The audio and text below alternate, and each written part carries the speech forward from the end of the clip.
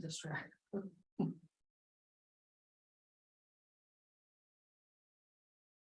All right, we're ready to start. Thank you very much. I would like to call the meeting to order. This is the May 1, 2023 meeting of the Civil Service Commission, City of Lacey. Present are Commissioner Wilkins and Commissioner White, together with myself and Vanessa, Villani, and the chief and Commander Hollis. Deputy Chief. Deputy Chief, my apologies. No Thank you worries. for correcting me. I would ask for an approval of the agenda. So moved. Second. Thank you. Any discussion? All those in favor, please say aye. Aye. Opposed? I would now ask for a motion to approve the minutes of the meeting, February 6, 2023. So moved. Second. Thank you. Any discussion? And I would call for a vote. All those in favor say aye. Aye. Opposed? Carries. On to new business. Command staff and quarterly report. Sir, take it over. I have no discipline report. I do have the report for the first quarter of this year for our hiring process. We processed 35 applications, 34 were entry level, 1 was lateral. Of that, 3 were immediately disqualified based upon application criteria. Then 9 were disqualified during the oral board process. And then 2 were disqualified during the uploading of documents to Guardian. Then another one was disqualified during the process of background, and then 4 withdrew from the process, leaving 16 into the process. We currently have 3 people in the academy. And we're doing additional interviews this month. We have a lot of interviews. How long does it take to get from the academy through the academy? Academy's running about 5 months right now. But you can't get a date until January. If I get someone through backgrounds and give them a conditional offer, actual hire date, they start with me now as community service officer pre-academy. They will not get into the academy until late January of next year. Wow. They will not be a functioning police officer till the fall of next year. Do you have many drop out during that between now and January? I haven't got anybody pre-academy at this point. I have 3 people in the academy. Once we get them into the academy, they tend to do pretty well and finish the academy. I've only lost, I think, 1 in the academy during my time here, and that was for a behavior issue. Otherwise, they tend to get through. So obviously with that time lag, because there is such a dramatic time lag to get into the academy, there's only 1 operational academy, and that is in Burien. It's run by Criminal Justice Training Commission. We have a remote academy in Pasco. They're going to have 2 classes, and that's all they're authorized for. Now they're talking about starting a second regional academy in Skagit County.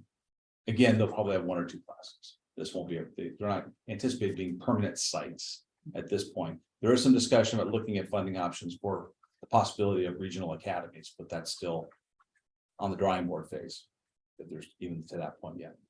It's a slow moving bureaucracy, unfortunately. Even the one in Pasco, they got delayed because there were some Washington bureaucratic steps they forgot to follow or didn't know they had to follow, frankly. They had contracts in place, they had training in place, they had funding in place, but apparently there was one last step they didn't go through. And so they kind of had to go back after being scolded and go through that bureaucracy. Even though the governor's office was entirely behind it, and they thought, well, the governor's behind us, what's the problem? Well, apparently there was somebody with a sharpened pencil that said, wait a minute, you have to do me first. So in any event, with that, we have started with the permission of the interim city manager and the assistance of human resources. We have a lateral incentive program. If we get laterals to apply, they are operational with 4 to 6 months generally of training after they get through backgrounds. So obviously a much shorter timeline and much better impact on the organization. So with the lateral incentive program, we look at how many years of service they have at their current agency and bring them on board at a pay scale. And anytime that they have, as a police officer, we look to apply towards their longevity premium. And so that goes to, that's about a 2% premium. We have a 5-year or 6-year step actually, so they would be eligible very quickly for that. For that, they have 5 years of service. They also get automatic loading of 40 hours of sick time, 40 hours of vacation time in a preloaded bank. And if they're moving from out of county into Thurston County, because we want community-based policing, we have offered $3,500 in reimbursement expenses for moving. This program is literally just getting started. I'm talking to the bargaining units about it. We've had some discussions, obviously with the assistance of the city manager. A lot of value add by bringing someone who's a lateral on board. So that's the purpose of the lateral center program. It's a pilot. We're going to review how effective it is after 1 year, after it's been in service for 1 year, and hopefully we're hoping for some positive impacts. When you say lateral, he's primarily talking about individuals that are in the state being lateral to the department, or they're out of state also? Out of state would qualify as well. The purpose for the purpose of the program, a lateral is someone we don't have to put through a full-blown academy. If they only have to take 2-week equivalency academy, if they're coming from out of state, has to be a qualifying state. That would still qualify under this program. We're also incentivizing all of our employees if they successfully recruit a lateral into the organization, that lateral completes probationary period, that employee will qualify for 40 hours of vacation as well. So we're really trying to hit all beats on this one. Chief, did you say that it was a 6-month probation for a lateral or a 12-month? Help me on that, Vanessa. It's a 6 month. 6 months. Okay, because then I think that might be in conflict with the rule where it says lateral is a 12-month. Or it might be 12. Sorry, I'm thinking promotional is 6 months. Oh, yeah, promotional. Promotional. Promotional, Okay. yeah, so Yeah. lateral and entry are 12. Okay, just wanted to make All sure new, it was all new employment generally 12 months, 12, and that's from date of graduation from the academy. or for a lateral, it's date of. Date of beginning hire. of date of hire. Yeah. Perfect. Okay, just had read through it and it stuck in my mind. and- Sorry. I was like, wait, that's promotional. Right. Okay, perfect. And do you find it easier with a lateral? I know sometimes you want to get somebody in and train them up to what you want from scratch. But sometimes you can really score with a lateral hire. It depends. What we really look for are like experiences. Obviously, if you're coming from another organization that's not a community-based law enforcement municipal agency, it's not exactly the same. It qualifies as a lateral, sending them to the academy. However, the training curve is different. If you're coming from, say, Olympia, Tumwater, the sheriff's department, something local, or even Kent, some of those, it's a much shorter learning curve, right? Because they're like agencies. You've already been a municipal police officer. That makes it pretty straightforward to train you. All I do is train you in Lacey policies and our mission and how we do things here. The difference is if you're coming from, say, even a Seattle, some of my Seattle officers have to change the way they're used to doing things. It's not quite the barrage of radio calls like they're used to. There's time to spend some time doing community engagement.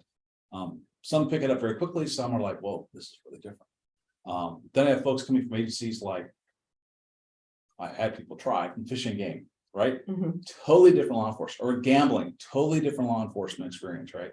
Or if you come from the port, that's guarding stuff. It's not having long relationships with people, right? Even if it's usually people traveling through a floor, controlling flow of people, doing enforcement that way, it's not developing a lot of community ties. So we really work on making sure they understand the community-based policing that we do, community engagement, developing relationships. We do a lot more community caretaking here than we do enforcement, and getting compliance through creating relationships.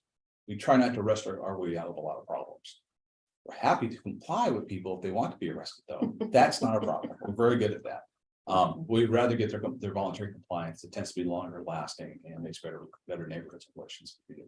Okay, thank you very much. All right, anything else? Yep, that's it. If I might ask the question aside, where are you on the contracts with the unions with are they all in place? Everybody's got a contract currently. We're about to go into negotiations again with LPOG. We're just opening. Their contract ends December of this year, end of December of this year. Everybody else is in contract except for senior management, and they start January as well.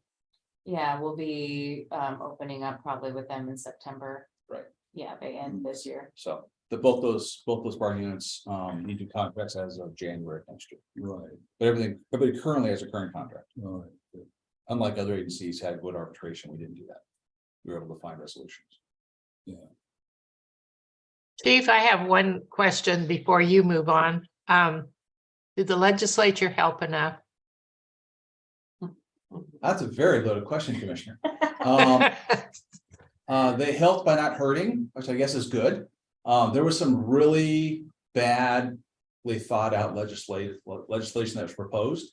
A couple of examples would be stopping law enforcement being able to conduct non-moving violation traffic stops or traffic investigations. That's a horrible idea, to be frank, if I can be blunt, but they would have prevented law enforcement from saying if they saw a vehicle with a loud radio or a loud muffler or no tabs, no registration tabs, they couldn't stop the car. They couldn't talk to the car. They couldn't do anything with that vehicle. Absolutely horrific. And if you did try to stop a vehicle related to that, you have to radio into dispatch and tell them, I'm going to stop the vehicle for the following thing, but it's tied with the radio. It was a law written by somebody who doesn't do law enforcement, number one. So you couldn't operationalize what they wanted to do.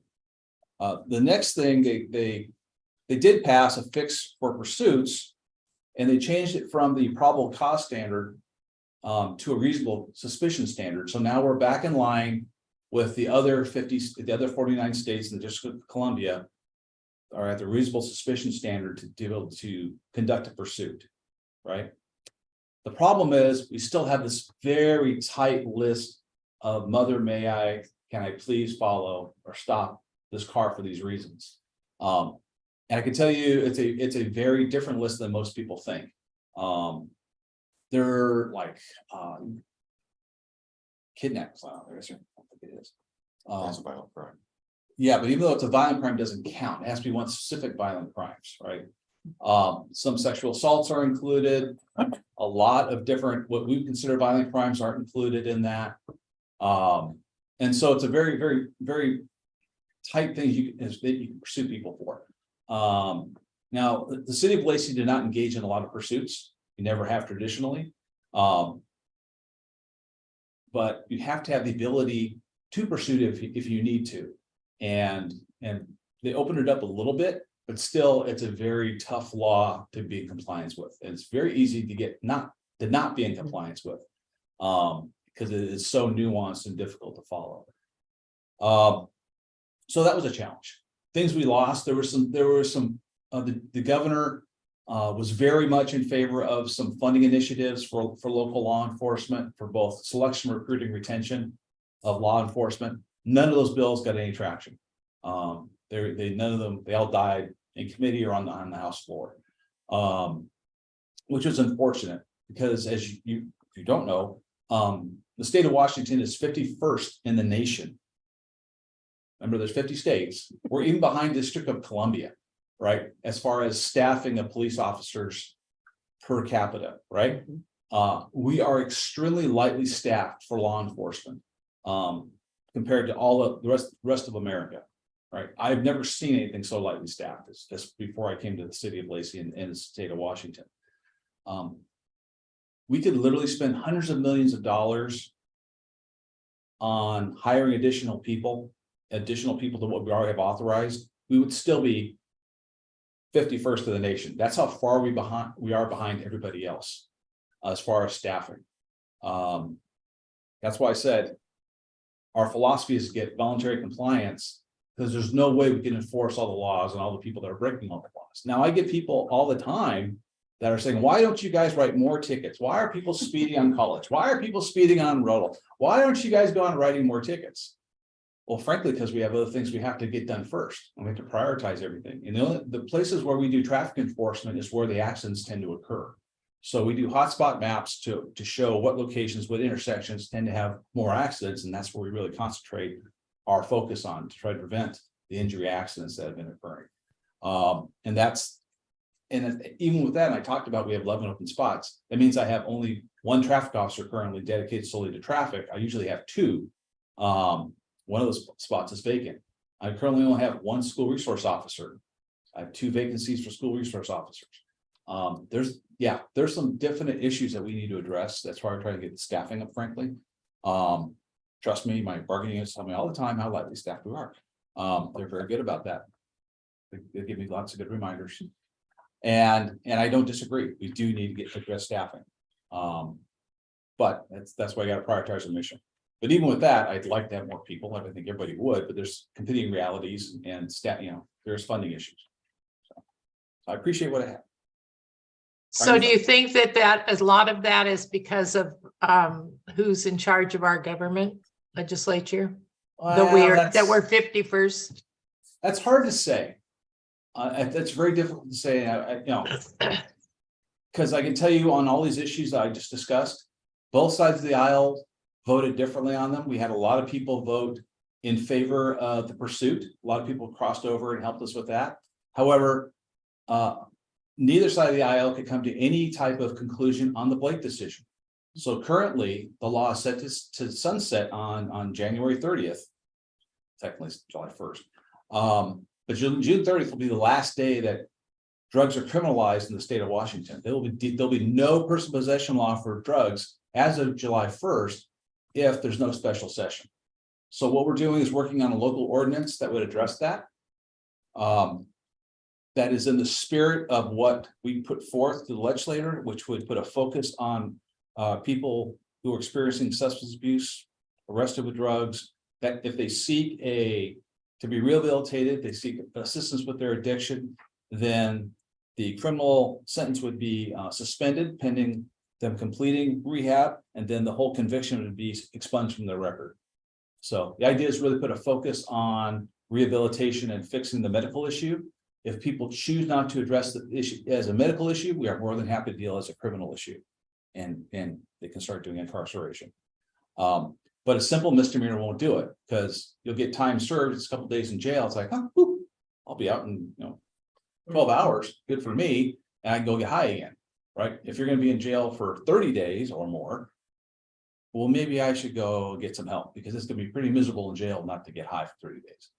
So there needs to be that incentive to seek rehabilitation and to get medical help for your addictions. So that's our hope for the local code that we were hoping to get moved into place, absent work by the legislator. Unfortunately, what the legislator tried to do is to deconstruct what the Senate proposed, which is much like I just described, bring it back to a simple misdemeanor, make it so difficult that basically if you said, well, I'll consider going to rehab, and that would vacate the entire thing. Well, now we're back to where we are now. I can tell you right now, we have personal drug arrests are in the teens. They used to be in the hundreds for the city of Lacey. Because right now you get five bites at the apple before you have to go to court. And if you do go to court, and say you get convicted, and I can go through the story why you wouldn't get convicted, but say you get convicted, it's a simple misdemeanor, time served, have a great day, you're out the door. If you get any court time anyway, because the courts are still backed up from COVID, and they're still going through a 1,500 case backlog of serious felony crimes. So all those things are being addressed. So there is a shortage of court space, there's a shortage of prosecutorial time, and you have a very weak law, which doesn't make any sense why you devote criminal prosecutorial resources towards that crime. So all those things culminate to we need a more serious, robust approach to personal possession, which I can tell you, drug use is propelling all the surge in property crime we're having, and also this increase in violent crime we're having, and people being aggressive trying to get away because we can't stop them in the first place once they get into a car, right? So what we've done at the police department is augment with it's called Business Augment Patrol. We put out additional officer, and they focus on business contacts, being present in all the retail centers, and contacting people, trying to abate some of the shoplifting, trying to abate some people that are hanging about, maybe contemplating doing ill, those type of things, making sure they know that the officers are present and are able to do things about it. So we have been working on that area to the best of our ability. Your community Thank you. resource folks are really doing a good job on nipping it in the bud in places at the beginning, and we experienced that over in Edgewater. Your guys really supported my wife in a program that she had with the community, and took two or three issues, nipped them in the bud, and they're not an issue any longer, and Appreciate that. Thank you. One last question. So all this legislation has changed. Do you guys get a briefing from the city attorney or the city prosecutor about how those legislative impacts have to be implemented or? So we get. So every single week during legislative session, I work with WASPIC.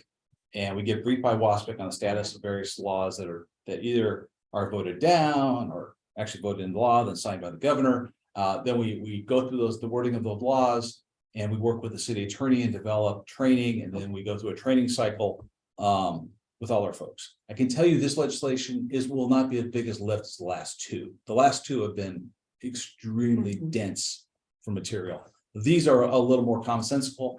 So the adjusting of our policy to meet the new legislation is a relatively light. I won't say it's easy, but it's a relatively light lift compared to the prior 2 years, which were horrendous.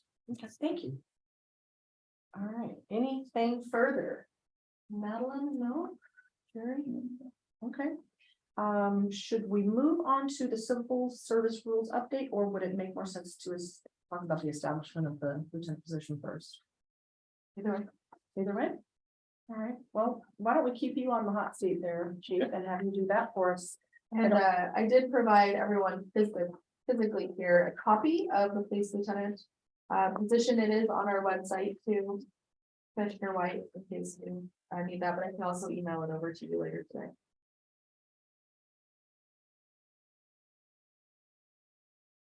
This is our full final job description.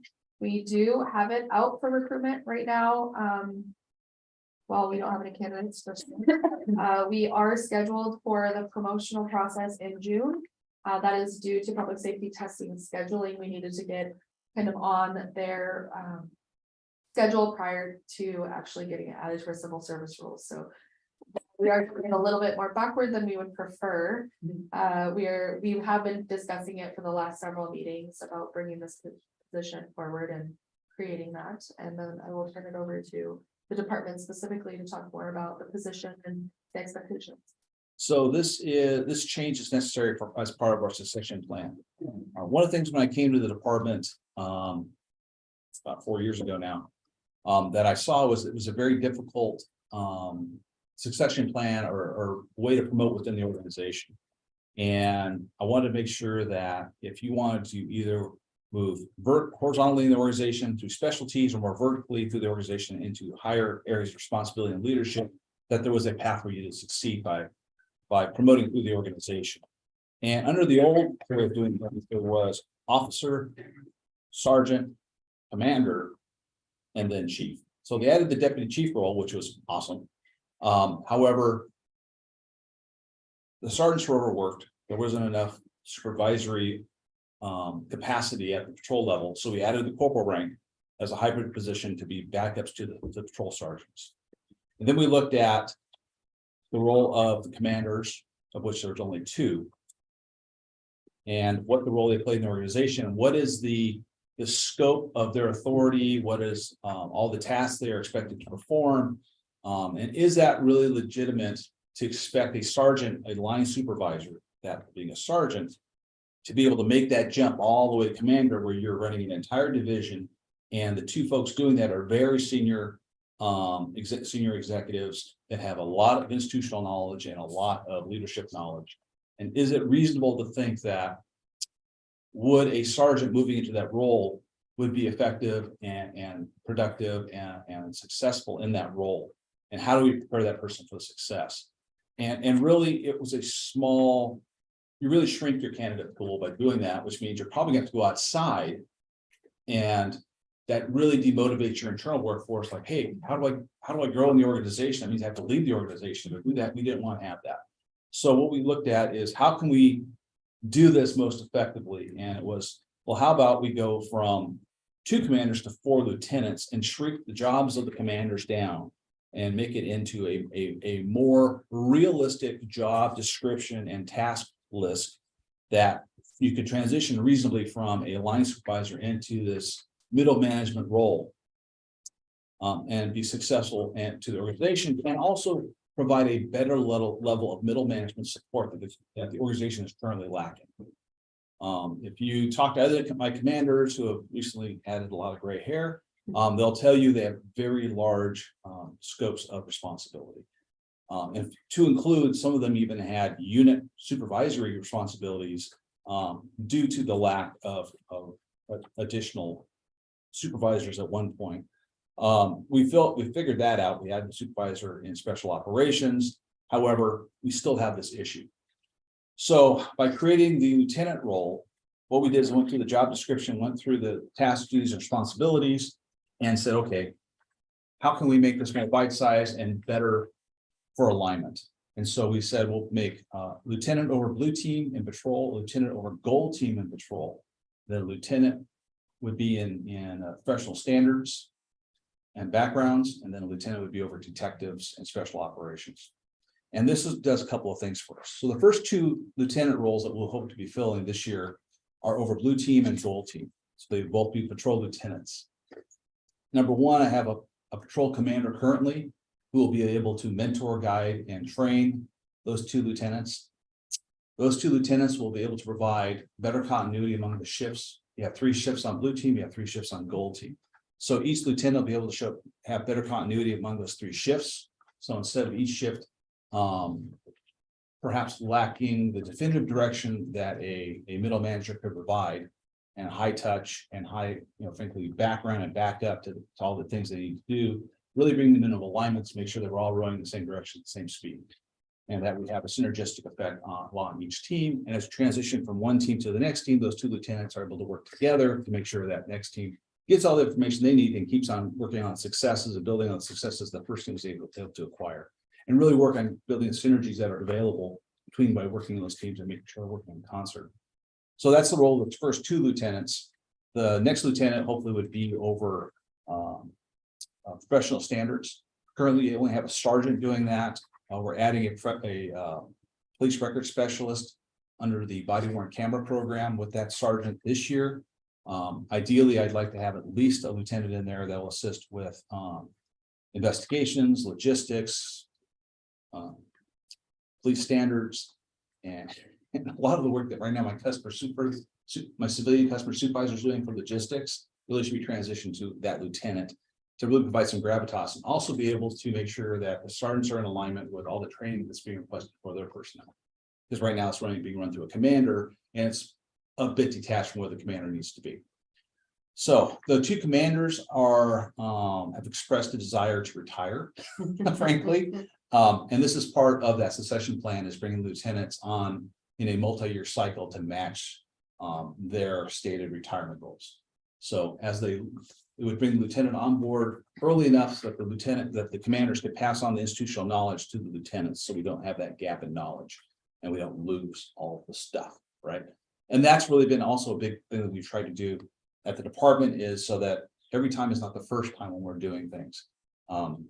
We make sure we keep institutional knowledge. We make sure we write things down. We make sure that's why we have officer chief of police, where we archive all this information so that there's not a single point of failure in the organization. So it's really part of our continuity plan, our succession plan for our entire staff and for our organization. Is why we're going to lieutenant roles. Okay, are you keeping the 2 commander roles? They will be phased out as the lieutenants are brought on board. Okay, so then the next step up from lieutenant would be, Deputy chief. okay, And the goal of having the lieutenants gives them an opportunity to rotate through all the different lieutenant tasks and assignments to prepare them for the role of deputy chief. So we have multiple candidates for that deputy chief and not just a solo person who could do it. And we have to go outside the organization. Because you can do patrol, then you go to logistics, which is heavily administrative, then you go to detectives, which again is heavily investigative, plus special operations. Makes you a very well-rounded candidate and available to be the deputy chief. And by having that 3-year cycle, that prepares that person for that whole role, because the deputy chief has expressed a career goal, and we're working on his development towards that career goal. So again, 3 lieutenants is what you're looking at? before total over multi-years, but currently there are So you're looking at 2. patrol, support services, administrative, and investigative. There would be 2 in patrol. 2 in patrol. 2 in patrol, Yes, and then administrative and investigation. correct. Okay. Now, I noticed that you indicated that they're exempt positions. Yes. Okay, the commanders are not exempt now, Yes, they are are they? Yes, there. Are they? exempt from overtime. Yes. Okay, all right. That is very common for, But they're under, Managers to be but they're under a union contract, Correct. correct. okay. As So are- these, as will are the these commanders. people be, these lieutenants be in that particular union? Under the current PERC decision, lieutenants are in the commanders. When the commanders formed their bargaining unit, Mhm. they listed lieutenants in their bargaining unit and PERC accepted them under that criteria. Oh, okay. Now, people can always change bargaining units. That's always a thing that happens in the organization. I can't predict what would happen eventually. But currently, as things stand, the lieutenants would be under the Police Senior Management Association. Now, aren't we limited to the exempt positions to 8 or something? Is there a limit to some of the positions that we have? Limit because of, I thought the legislative, the RCW limit allowed you only so many exempt positions. I think at the state of Washington, they have some sort of like parameter around their Washington Management Service, WMS number. That might be where you're getting that from. There is no limit for us. The exemption criteria is determined by whether or not a position meets an exemption under the Fair Labor Standards Act. So we do an audit on the work assigned to a position. We also, when we do our market survey, take a look to see if our comparables are offering overtime kind of like as an added incentive. Sometimes that will happen. We take that into consideration. I think all but one were exempt in our market study, and the position does fall under the criteria for exemption. So we did kind of a both to look.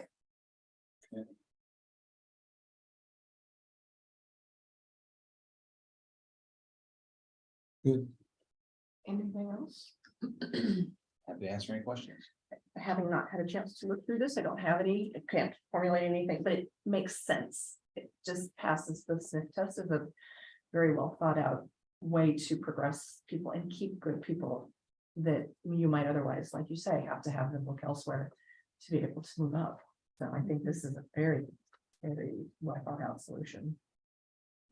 And you think this will be implemented? As we have a test. I don't foresee, we're gonna have a test in June, hoping to have two qualified several qualified candidates come out of that, create a list. From that list, I hope to interview two. I can't do that until I get enough folks in the door. I'm hoping with the lateral incentive program, I'll have enough staffing to support appointing 2 lieutenants in the fall. That would be our goal. So September. Yes. Nice. They can let us know in August or in July. So how long, with Jim and Joe, how long before they retire? Well, I respect them, obviously, but they have both expressed in a desire to retire in the next couple of years. Yeah. I would never, want to speak for them. I don't think that's fair. But they've both expressed a desire to retire in the next few years. Okay. All right. Commissioner White, did you have any questions? So mute. That's okay. I read her lips. She said no. I read too. All right, thank you very much, Chief. I forgot I was muted. The answer is no, I don't have any further. questions. It's hard to mute me, so there you It's go. hard. Wow. All right, let us turn to the civil rules update. Okay, so I sent out to the commission the track change version of all the things that we discussed at the last meeting. So unless there were any questions or any changes that you saw in those, my goal would be to take that version and send that out to the commission officers just for review. It is part of the process, and I did speak with our Lacey Police Officers Guild, and they think doing this in stages, how we are doing the rules and sending out those updates in stages would be the best way to present that information to their membership so that they have time to kind of look at it in kind of bite-sized pieces. So what I have provided to the commission, and I will send this off to you as well this afternoon, Commissioner White, is a few pages, and I'm, like I said, I'm doing this in kind of stages. A few pages, the yellow highlighted pieces are the things that I am adding or adjusting in this set that were not adjusted in the last. So that would be in Rule 2, Civil Service Commission under organization, I added verbiage. Any meeting may be canceled and or rescheduled if there's no pending business requiring action of the commission, or if necessary for other reasons in the best interest of the commission. This is something that I have found in numerous civil service rules. I have pulled about 7 or 8 of other civil service commission rules and kind of went through those and looked at some, language pieces or things that I think that might be beneficial to us. In that same rule in section 4, I'm proposing to change in powers and duties of adopt is to amend and adopt. Obviously, this will be going through that process, right, where we are making these changes and then providing those to the memberships. In Rule 3 for Secretary and Chief Examiner, I am requesting to add the same language in both the duties of Secretary and duties of Chief Examiner while it is a moot point in the designation right now, to make recommendations regarding policy and amendments to the rules. It's just basically saying myself and my 2 dual roles is that I am able to make these recommendations to the commission. In Rule 5 for applications in section 2 for minimum qualifications. There is a piece that talks about medical documentation. We talked a little bit about this last time. That I did say that it is required, I'm adding prior to hire. At the end of that, just kind of keeping that aligned with our current process. And I will come back to the rejection of application section 3 at the end. I want to kind of cover the other pieces before I dive into that one. Let's see. Actually, I guess that is it. So backtrack a little bit. So in section 3 of Rule 5, rejection of application. In the this initial printout on number D, I did add to the end of it or as otherwise set forth by RCW 9.96A. It does give us a little bit more flexibility in not having everything just written out in this particular disqualifier rule, but then gives us that opportunity to reference back to that RCW that just talks about felonies, misdemeanors, gross misdemeanors, preventing possession of firearm. I'm requesting to add a rule disqualifier that says applicants sought or obtained confidential information concerning such exam, which might provide an unfair advantage over other applicants. I think that would prevent us from having people reaching out and asking questions that might give them a leg up over other applicants in the process. That is something that I have seen in other rules as well. And given the work that we do in human resources, it is something that we take into consideration for other positions as well. I did also want to add some language that says the chief examiner may permit any applicant to amend their application at any time for good cause. Sometimes there's a typo. I have candidates reach out to me, not necessarily in civil situations, but maybe they attached the wrong document while it's still in the process. We haven't screened it yet and ask if they can update that or if I can help them update that. I'd like to still be able to present that as an opportunity for our civil service candidates as well. Above the examination processes so this is going to be a different rule, and I'll come back to our disqualifiers.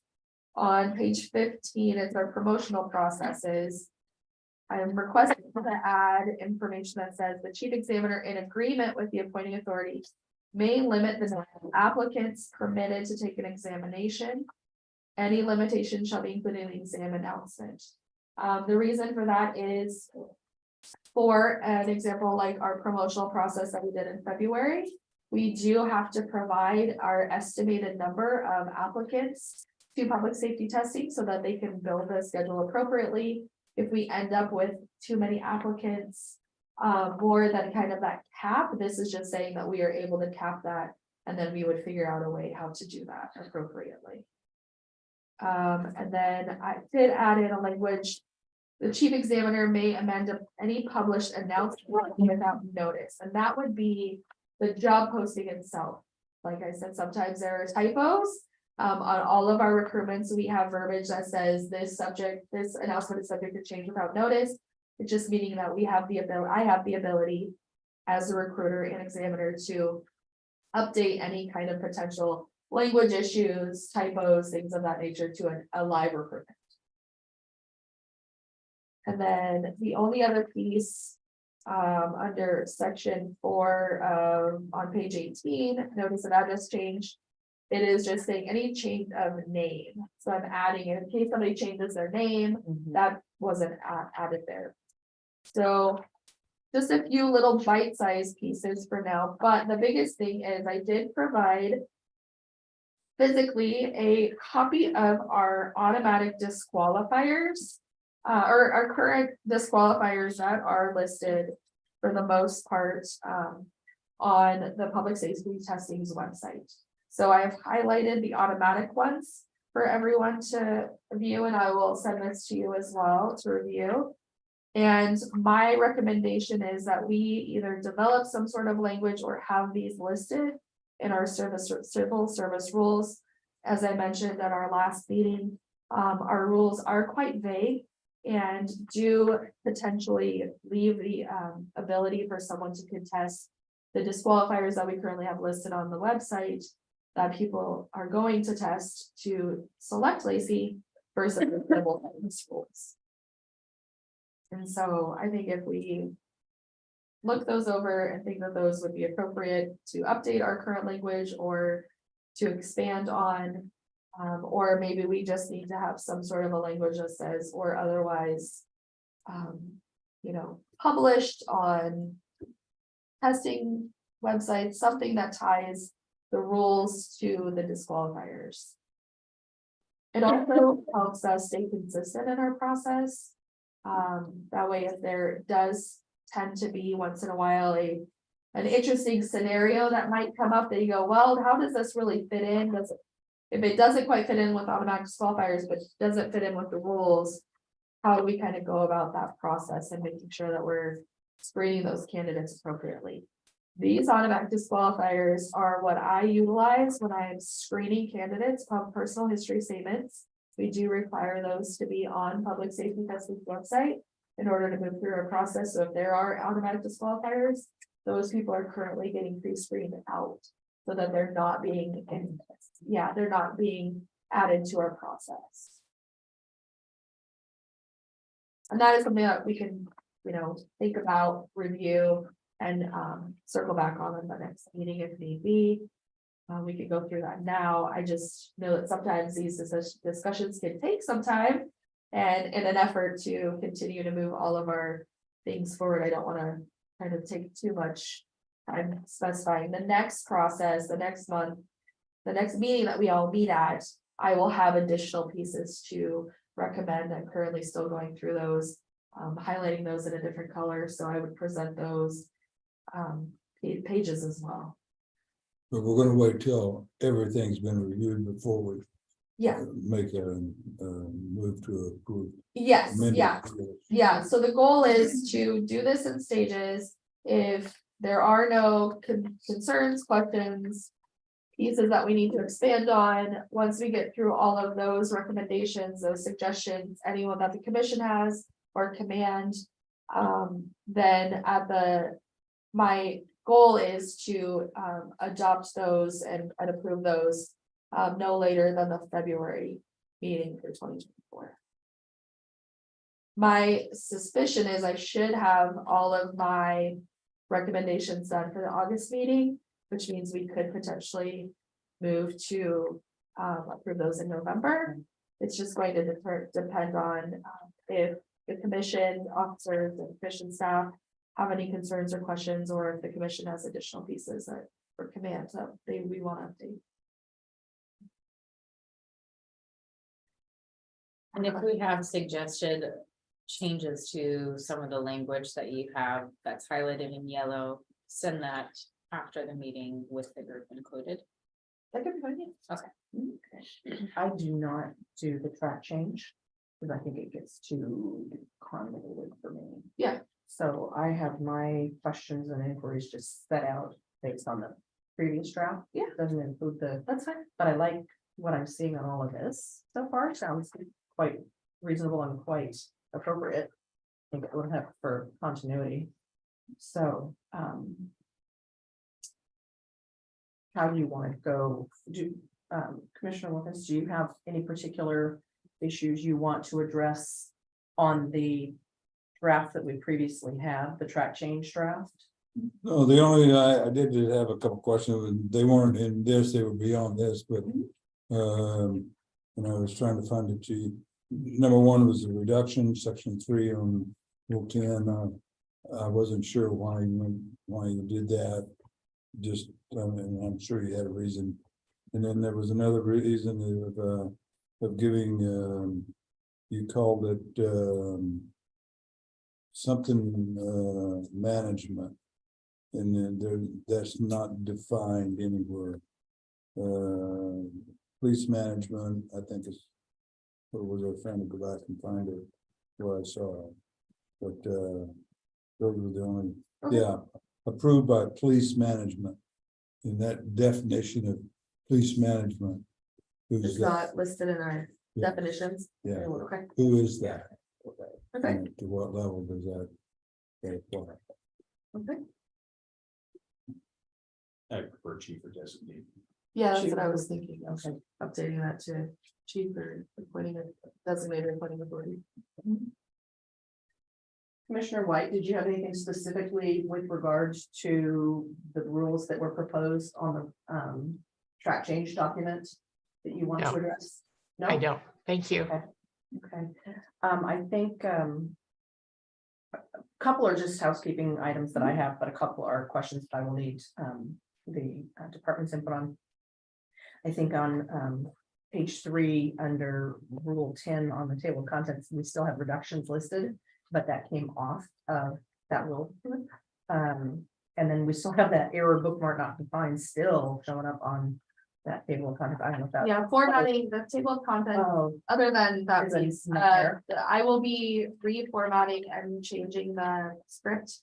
The font on that as well, so all that formatting will be done, and my ultimate goal would be to have the table of contents document be hyperlinked, so you could click it and get it directly to where you want. that it. would be fabulous. Yeah, That would be That's, great. that's the ultimate goal. And I like the way you have taken some of the rules that were run-ons, paragraphs and separated them out. I think that helps for just ease of. Yeah, there were some bigger ones, and I Mhm. did that a little bit more, in some of those, there's Mhm. still some that are gonna be quite.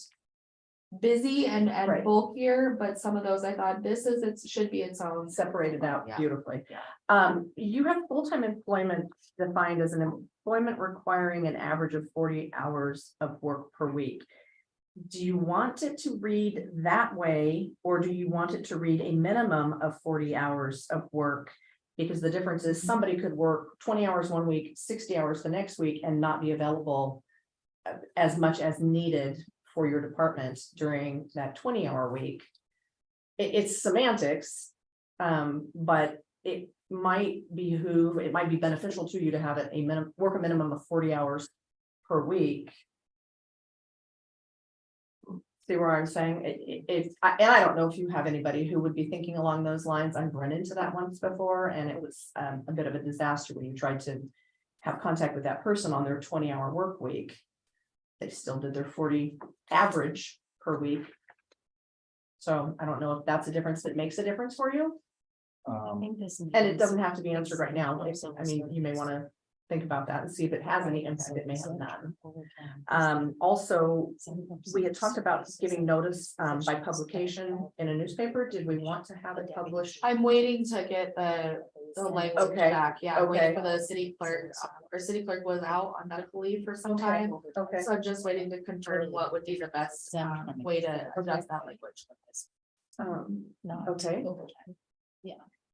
And Yeah, lieutenants are civil. And when that service. does get updated, I will have that in a different color. Sure. Okay, then I have. Are we? Human resources and, okay, so we have the secretary.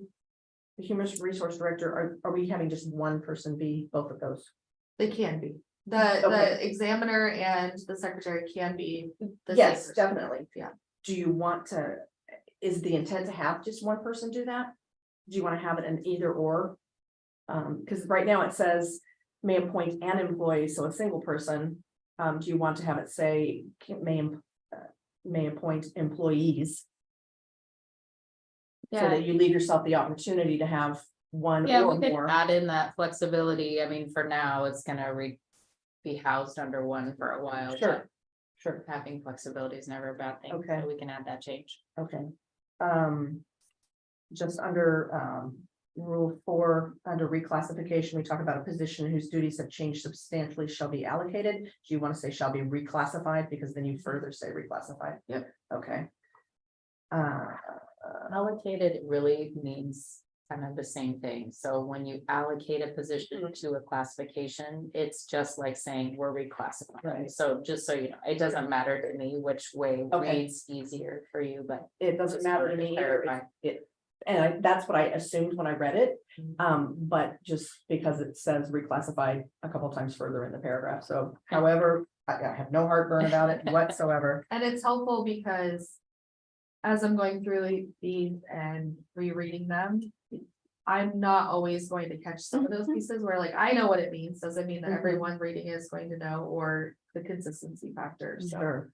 So again, for consistency on rule 5 at section 4. You have subject to examination requirements set forth in rule 6, and then just. And the eligibility provision set forth in rule. It's just a grammatic thing. I can send that to you if you want, okay. Police management, that's where I had that one questioned as well, so however you want to clear that one up.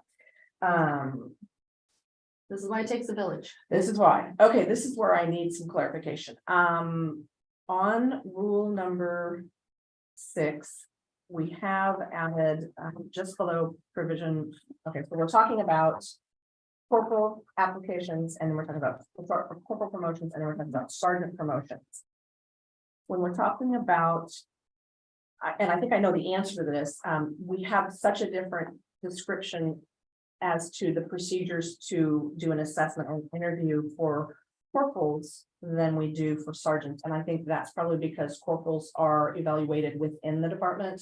Sergeants are evaluated externally. Is that- Sergeants have a written component, they have a written test that they do, corporals do not, so they both do an assessment center.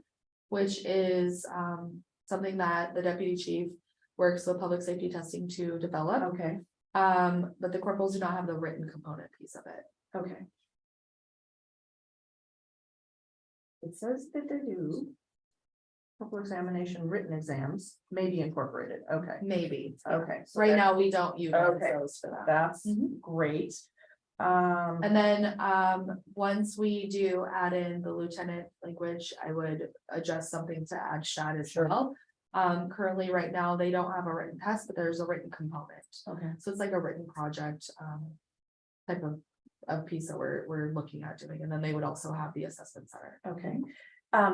Who has the procedures to select the panel of people for the sergeant? Assessment, because it says that and it gives a great example. If there's additional assessors, then we're gonna have this many people and this many and this many. How's that? Public decided? safety testing puts out a call out for those. Okay, And they get other individuals at that rank or higher okay, to participate as role players, as assessment center individuals. It's not a panel of Lacey officers or sergeants, corporals, commanders, things like that. It is outside of our agency. okay, And they tend, couple reasons for that. One, we don't want bias. right, We want them to go out and we want them to, now, sometimes they'll say, hey, do you know anybody who can help us on this, or who can reach out to? Who owes you favors, because we go out and sit on panels for other Sure. agencies, those kind of things. However, they're the arbiter, they're the ones who make the decisions, so it's kind of taken out of our hands. So we want that level of frankly, Distance. yeah, we want distance and we want to make sure there's no inherent bias and how they're looking at things or who's being selected to be the judge. Perfect, thank you. I needed it explained and now I understand Public completely. safety testing manages all of that. They have automatic scoring tools. They basically bring their own computer for the assessment center. They do, all the assessors put in their scores, their notes, those things, those go, public safety testing has immediate access to that. The only thing they provide me is some sort of feedback, which they have available to the candidate.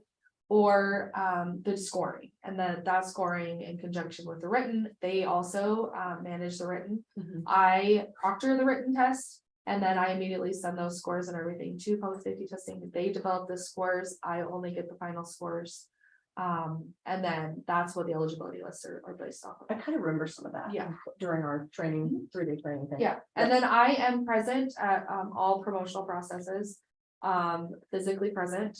And then I do tend to sit in on at least one candidate's something. So if it's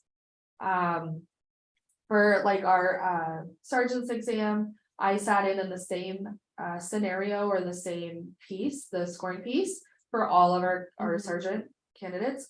Corporals, it was a little bit different, and so, or vice versa, one or the other. I had to kind of pick and choose based on timeline Mhm. on what I was sitting in. So I sit in, I kind of, as an observer, I don't score. But it gives me a better understanding of their thought process and how they communicate, which helps me in drafting how I communicate with those individuals, Absolutely.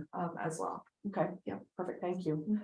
Mhm. Notice of address change, sorry, this is under rule. Mhm. It's the Seven. very end. Yes, do you need a time frame in there? Or would that help you to have one? Did you have one under rule 8, 5 business days? Would that be something you would want to have in this? Probably Okay. Yeah. consistency. Okay, and then. On the revocation list, section 5. I have a question. It says in section 2, police chief can request to abolish a list. And then section 5 says the list can only be reordered on recommendation of the examiner. So is that a conflict? No, No. if he asks to be abolished, he's asking us to take a look to see if we Yeah. can abolish, and then the examiner would determine. I know that as killing a list, saying, hey, I've interviewed everybody on the list, there's nobody who's qualified to do this currently. I'd like this list killed, we need to go out again. Okay. The one you're talking about reorganizing a list so the testing authority goes, hey, this question's invalid. And it's going to affect the scores this way, we need to organize the Okay, order of the list. That can happen, right? Because they go, oh, that question isn't fair, well, so they throw it all out, that can affect. the rank order, Rank order. got it. Okay, That's outside my purview. I don't get involved in any of that. I just get a final, hey, I need 3 names. I have a position, give me the next 3 names on the Okay. list. They shouldn't be given to me in any particular order, and I just set up interviews with them, and whoever's the best fit. I assume everyone's qualified coming Right. to me. Whoever's the best fit for that position, then I make that choice. okay, so no conflict, that's what I needed to know. Do we need to define police officer under the definitions? We refer to police officers under appointment, but it's not defined. I don't know if that's necessary. Maybe check the other civil service rules, see if the definition's consistent. Okay. And I love the clarification on probationary periods, how it says 12 months, 6 months. I think that was really well done. Yeah, I needed to be a little it bit adjusted and more consistent. It did. Rule 10 transfers and layoffs, we took away the part about reductions, but it is still referenced under the grounds for appeal at rule 14. So do we need to have that reincorporated under some portion of rule 10 suspension, demotion, discharges? Maybe pull up rule 10 and 14 together and send them to me, because I think there might be something that might need to be reviewed too by Joe. Yeah, and I think 11 actually is where you might want to put the demotion language. It might fit best under there. Okay. So then I think the last one I have is, again, we talked about the disqualifiers. And we got down to number 8, where we talked about drinking intoxicants or being under the influence of alcohol or odor of alcohol. And we changed it to say, and or being in possession of or using illegal drugs, controlled substances, or products of hallucinogenics. I think we might have to be careful saying you cannot be in possession of a controlled substance or a narcotic while you are an officer on duty, because you might have a legitimate prescription for hydrocodone and have it on your person or have it with you in your possession, but you may not be using it right now, and you may take it when you're not on duty. So funny story. Please. So when I was testing for this position back when I was applying to be the deputy chief, I was going through the background process and came to the polygraph.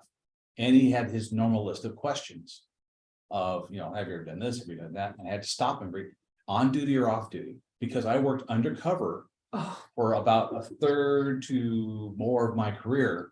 And I consorted with felons. I was in possession. I was in places where illegal weapons were. I was in places where illegal drugs were. I was present with terrorists. I mean, I did all sorts of crazy stuff in my career, and pretty much like, yeah, no, I've done that. Yeah. I've done that. How about, have you ever lied about who you are? Oh, yeah, I lied about who I was. Absolutely. Or they would have killed me.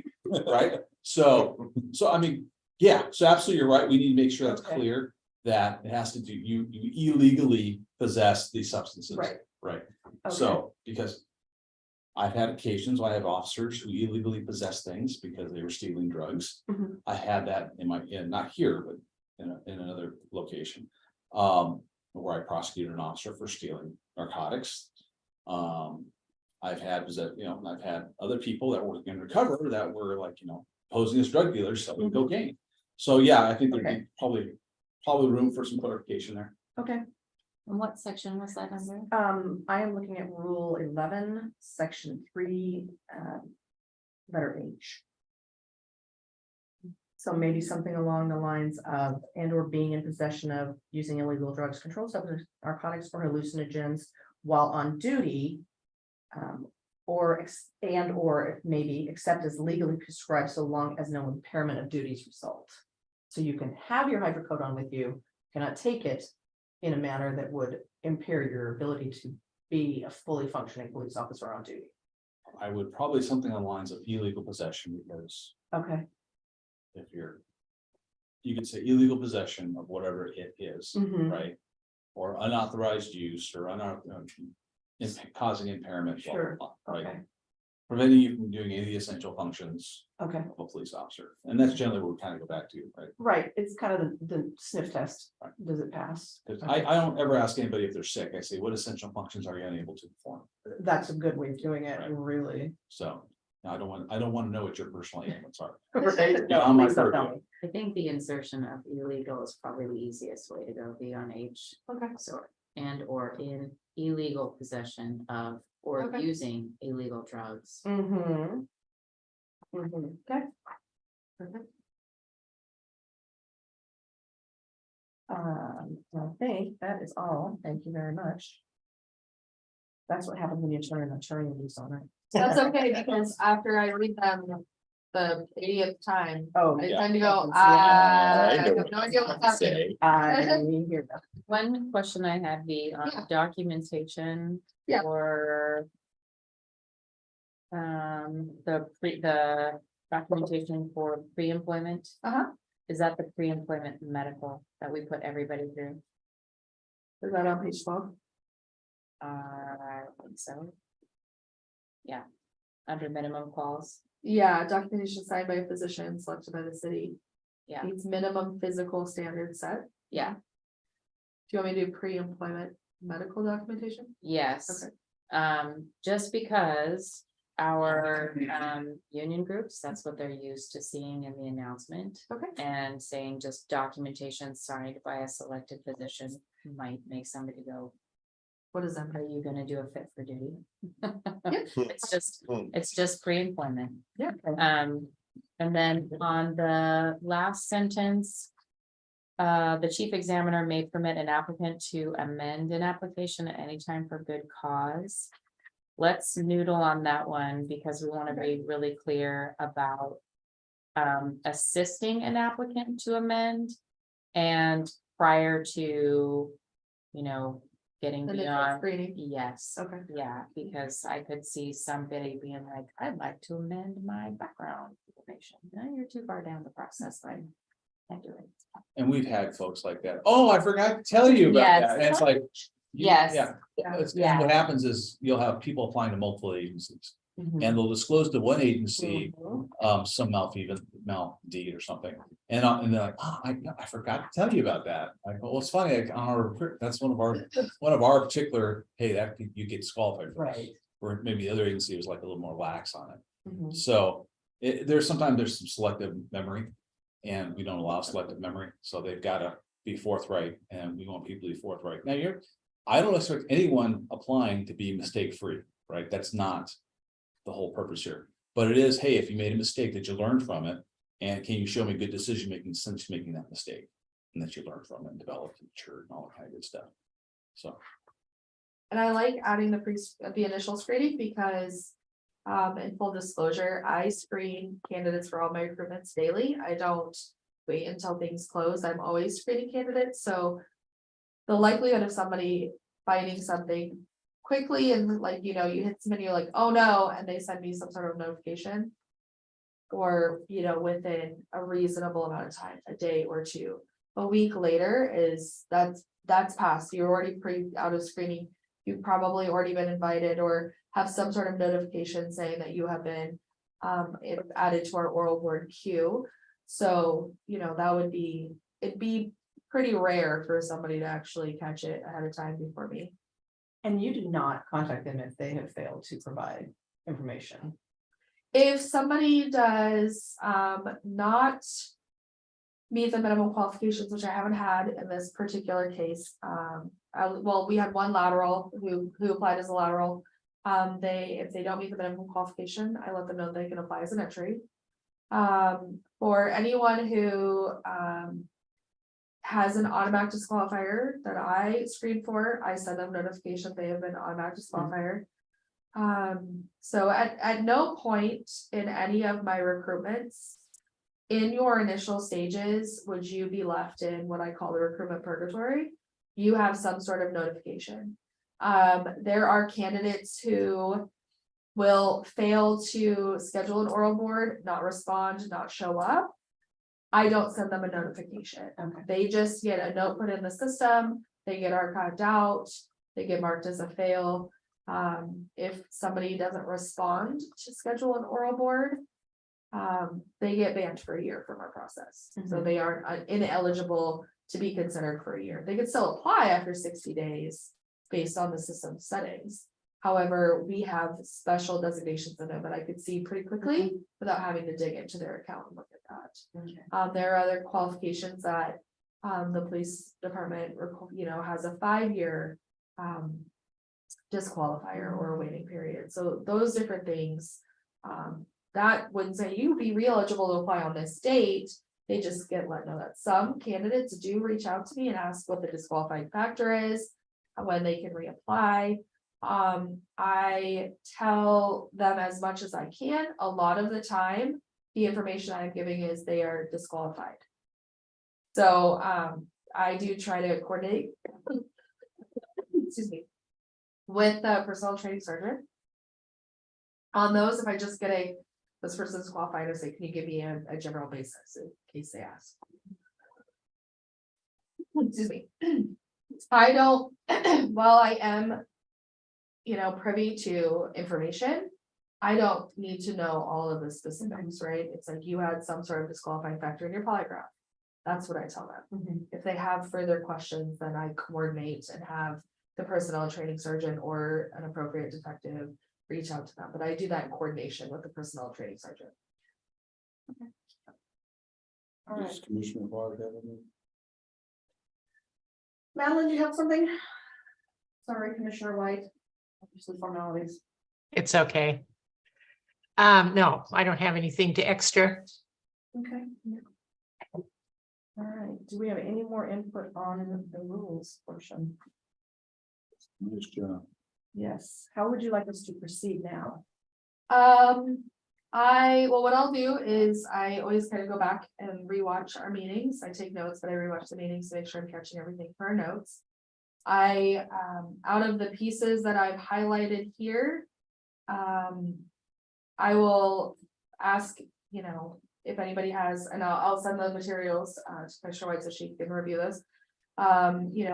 Between now and the next meeting, if I don't hear back from anyone, I'll just assume those look good. I'll remove the highlight. And then the new pieces will be highlighted. Okay. But they will remain in track change until we get to that stage, so.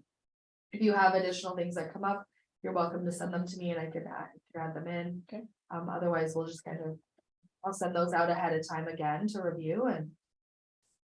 Go for that. All right, perfect. Yeah. Anything else on these gentlemen? No?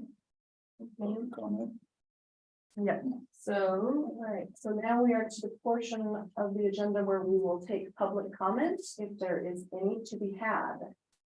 Does not look like we have it. Does not. All right. Oh.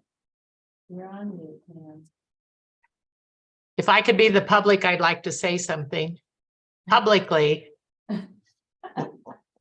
Kudos to you, Chief and Deputy Chief, for everything that you've done to help this area. This city is amazing compared to so many others that I travel through. And without you, I don't think it would have happened this way. But especially since the legislature has handcuffed, pun intended, you, it just amazes me that we have the civilness that we do have here. And thank you very much. Well, thank you, Commissioner, but I really got to take our hat off to our folks. I mean, when I got here, we started with a really good batch of officers and we've just been able to, and frankly, good attracts good. And we've been able to attract really good candidates that replenished our ranks. We've lost about a third of the folks due to just retirements, really. And some other things, but it's really attracted a new generation of officer, about a third of them so far. And we're in good stead to keep attracting good candidates. So I just want to really, thank our officers and thank our civilian support staff, and they really do an amazing job. Thank you. Thank you. All right, moving on the agenda, number 6, old business. There is none, so we can adjourn the meeting and I would move to do so. Thank you very much.